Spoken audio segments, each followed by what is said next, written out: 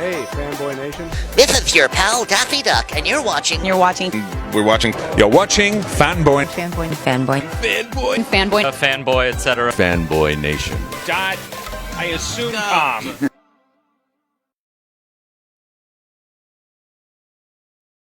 Gentlemen, it is a great pleasure to talk to you today. Neil deGrasse Tyson, Scott Kennedy. We are talking about shot in the arm. I'm going to play devil's advocate throughout the interview, if you don't mind. Go for it. You do you. You do Okay. you. One thing I want to ask, because this is an anti-vaxxer documentary.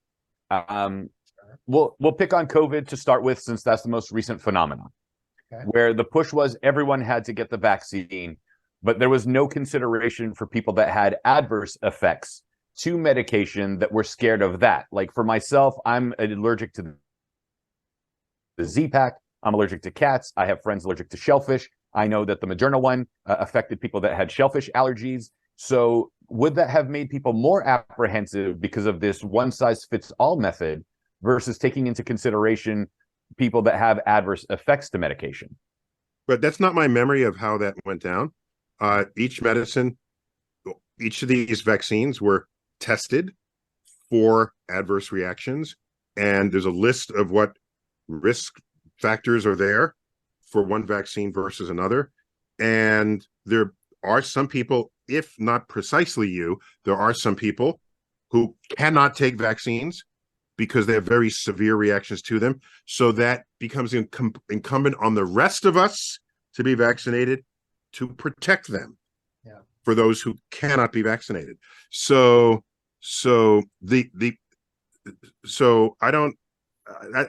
whatever you're remembering, it's not how I remember that going down at the time. Scott, okay. What's your memory at the time? Yeah, no, it's not just the memory of it. It's let's start with having empathy for anybody who could or did have a tough reaction to a vaccine. Maybe it was because of the vaccine, or maybe it could be psychosomatic. I don't mean that in any disrespectful way, but there's obviously things that can come from anxiety. But the big picture of science and vaccines, there's no one that was working on these vaccines, looking at the safety of these vaccines and bringing these vaccines to the world, that said they are 100% safe for anybody that would take them. That's never been said. It's not on the packaging. That's nothing to do with them. It is. By the way, that's true for all medicines. They're not 100% safe. Right. Correct. Every medicine, no matter what. Right. Correct. Right. Correct. Mm-hmm. So that it's all about the risk assessment of, is that risk of some of the elements that you talked about worth taking? Or, and I'm hoping that everybody that you talked about that may have had some kind of a reaction is still with us. They didn't die, correct? Right. So that's part of the risk assessment. But sadly, and I'm not saying that you're using this way, but some people will use that fact that it isn't perfect, the vaccine isn't perfect, that there could be a reaction, to say, see, they're not telling you the whole story, which isn't true because they're selling it at the beginning. Or somebody might take that and say, look, you can't trust it because somebody had a reaction. And it's like, wait a minute, risk assessment. The risk of that problem, even if it was possibly dangerous, but somebody survived it, is is this small compared to the benefit of how many lives the vaccine saved in the end. So these are complicated conversations to have, but let's look at the whole element of the best. And by the way, as an educator, I think we are under instructed in probability and statistics throughout our years in school. And so we come out hearing passionate testimony and going with the passionate testimony rather than the bar chart or the pie chart that captures thousands of results all in one encapsulated illustration, because we react to interpersonal emotion, and of course advertisers know this and exploit it to no end. So yeah, it's like Scott said, there's a risk that you will die from COVID, and there's a risk that you'll have an adverse reaction to the vaccine. So what's it going to be? And there's your responsibility to other people that you don't then pass otherwise just you become a survivalist, and no one is going to track you down and ram a needle into your shoulder if you live in the woods. Okay. But the moment you step into civilization and drink our water supply and expect the police to the fire department to come if there's a fire and all the other things and have the food delivered to your grocery store on the corner, then you have a pact, implicit pact with others that we would keep each other safe. And all these go into those decisions. And to be clear, no one made anybody get the vaccine either. Right? What's that you say? No one made anybody get the COVID vaccine. No, well, let's say that more fairly. Yeah. It would cost you something if you denied the vaccine and you didn't otherwise have a medical reason to not get the vaccine. Okay, what will it cost you? Well, your workplace could say you can only come in if you're vaccinated. Therefore, you can't work there unless you do. Okay, so you're not free to go in there and infect other people and increase the risk of infecting other people for you then getting the whatever is the variant was that but was you still could choose not to go to that job. That's what I was saying. That's right. That's right. You have the freedom to not work there. Correct. And like I say, become a survivalist. Mm-hmm. And the documentary also touches on measles and the hysteria against the MMR vaccine. And the one question I asked everybody that was against the MMR vaccine was, your doctor allows you to split it up into 3 separate shots instead of the 1 shot. Why not go that option if that's how you took it and you felt it worked better for you than to take the one and done shot where you have the medical responsibility for yourself to say, no, I want it divided into 3. So what was their reaction? You said you posed that question to people. What was their reaction? Good question. It was, I don't want it. It was, they still don't want it. Right. My doctor said they wouldn't do it. And I was like, okay. So they there still was didn't various want it. response. Yeah, one was they didn't want it. The other one said the doctor wouldn't do it. They moved the goalposts. They might possibly move the goalposts a little bit. Mm-hmm. So I would, I don't know if this is not answering your question, but I would look at it from a slightly different angle. When our first child was born, Tesla Kennedy, in 2006, these conversations around fear around MMR was pretty big. Sadly, still is pretty big. Andrew Wakefield, his fraudulent study had not even been retracted yet. So we heard it was still alive and percolating there. Yeah. Yes, it was effects. It's negative effects on the world were out there. So I had friends.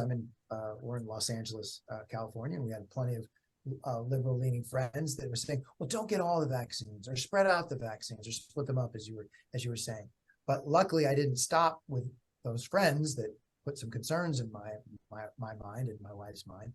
We went to our doctor, and went to friends who were doctors, and we went to friends who were scientists, and we looked at the consensus, and they said, by and large, by just the most enormous metrics, these vaccines are much safer than they are harmful, and they're the right thing to do for your child. So I was actually grateful for that, not as a lemming. I was grateful that the data showed me that, and my shoulders got to go, oh, I can take at least that one off the list of the million things that I worry about as a parent. So I trusted in the science that told me that these vaccines were safe and effective. In the documentary, you get to talk to Robert Kennedy Jr. You talk to several other people that have been the biggest proponents of anti-vaccine vaccinations. And for the most part, you are able to retain a level head and not let your personal ideologies and your worldview infect the interview, which I've noticed happens far too often in documentaries where, the interviewer becomes antagonistic. This is the first thing I noticed on the first draft that I saw, because I know Scott interpersonally, and he could be a turd, when he wants to be. But during the interviews, he's just asking simple questions. He's not preaching. And I said, all right, he knows what he's doing here. And so I agree. I'm glad you noticed it too, because it was the first thing I noticed. It would have been easy to pull a what's the dude's name? Moore? What's the name? Michael Moore. Pull a Michael Moore on this, and then hand you your opinion as the viewer. He could have easily attempted to do that, and he didn't. And that's something I find very commendable in this, because you're allowing people to come to their own conclusions, even though we clearly know that you disagree with their ideology. Yeah, exactly. Exactly. Yeah. It still works. It's not just Right. ideology. I disagree with their understanding what's verifiably true. That's what I disagree with. I don't care. Very important distinction. You can have ideologies that are in and of themselves ideas that people want to implement, but that cannot be decided amongst by objective truth, just by vibrant political cultural debate. When you have an objective truth, it's not a matter of ideology. It's a matter of are you going to go with it, or are you not? And what else do we have science for if not to find objective truths around which to base laws, legislation, and human conduct? And then the second half, that would be if someone is not using a verifiable truth, they can cause great harm. And we're trying to expose that. Especially if they have power over others. That's right. And to the level of legislation and the like. Well, Neil, you and I both have a wrestling background. Oh. And, we're both mat men in this regard. And we know that professional wrestling came from real wrestling. But we also know the fact that professional wrestling, tent revivals, and political debates all ended up on the carnival circuit. And we see a lot of the same carny tricks being used by both sides in their promotion in emotional manipulation. How do we remove the politics out of medicine and science in this regard and display the facts and go, look, this is the deal, and it's up to you whether you want to adhere to it or not. But like you said, there are certain consequences, and go from there. That's a brilliant and perceptive point that I think has its, maybe I haven't thought about it more deeply than I than I already have. But to me, if I'm going to point the finger, I would point the finger at K through 12 education, where nowhere do you actually learn what science is and how and why it works. You just learn that there's things that science has discovered, and they shove it in a textbook, and the words are bold-faced that you memorize for the exam, and then you move on. In there should be a persistent exposure to how science works. We query nature. We doubt ourselves. We check our biases at the door. The biases that remain that we don't know we have colleagues check it. There's peer review. Peer review continues, and then other people verify it. By the way, this is a faceless, nameless process in the eyes of the public. Whereas a charismatic person, you see them and they say, I'm for you. I'm defending your health. That's irresistible against big pharma, big medicine, big government, big science. There's even a quote in there, Scott, what RFK is saying, if a scientist tells you he's an expert, don't trust them. What's that actual quote? Oh, he says if somebody tells you to trust in the science, don't trust them. Yeah, it's like, how did you even utter that quote? And by the way, in a free country, you should be able to utter anything. Yes. So then your real defenses are, what have you learned in K through 12 to, dare I use the word, inoculate yourself against the declarations of those who have charisma and are telling you what you want to hear. That's right. That's what he's doing right there, Neil. He's saying something to make somebody think, oh, he's going to keep me from being a lemming, right? He's cheating it to make it seem like if you trust in the science, you're being a lemming.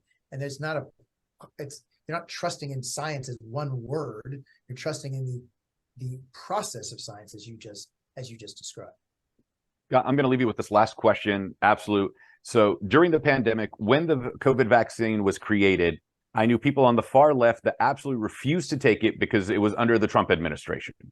Trump gets unelected, Biden gets in, and instantly they were the first ones in line. I knew quite a few people. I live in Southern California. That's the way it was.